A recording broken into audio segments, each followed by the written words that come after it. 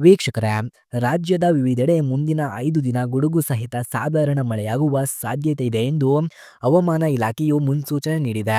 ಕೆಲವು ಜಿಲ್ಲೆಗಳಲ್ಲಿ 27ರವರೆಗೂ ಮಳೆ ಮುಂದುವರಿಯುವ ಸಾಧ್ಯತೆ ಇದೆ ಎಂದು ಇಲಾಖೆಯು ತಿಳಿಸಿದೆ.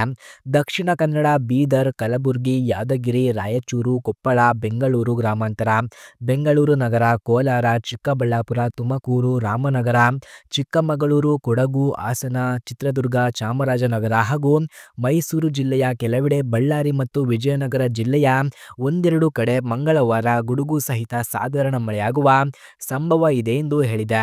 ರಾಜ್ಯದ ಒಂದೆರಡು ಸ್ಥಳಗಳಲ್ಲಿ ಗಂಟೆಗೆ 40ರಿಂದ 50 ಕಿಲೋಮೀಟರ್ ವೇಗದಲ್ಲಿ ಗಾಳಿ ಬೀಸುವ ಸಂಭವವಿದೆ. ಉಳಿದ ಭಾಗಗಳಲ್ಲಿ ಒಣ ಹವೆ ಇರಲಿದೆ ಎಂದು ಇಲಾಖೆಯು ಮುನ್ಸೂಚನೆ ನೀಡಿದೆ. ಮುಂದಿನ 3 ದಿನ ರಾಜ್ಯದ ಗರಿಷ್ಠ ತಾಪಮಾನದಲ್ಲಿ ದೊಡ್ಡ ಬದಲಾವಣೆಯಾಗುವುದಿಲ್ಲ. ನಂತರ 2ರಿಂದ 3 ಸೆಲ್ಸಿಯಸ್ ಮಳೆಯಾಗುವ ಸಾಧ್ಯತೆ ಇದೆ ಎಂದು ಇಲಾಖೆಯು ತಿಳಿಸಿದೆ.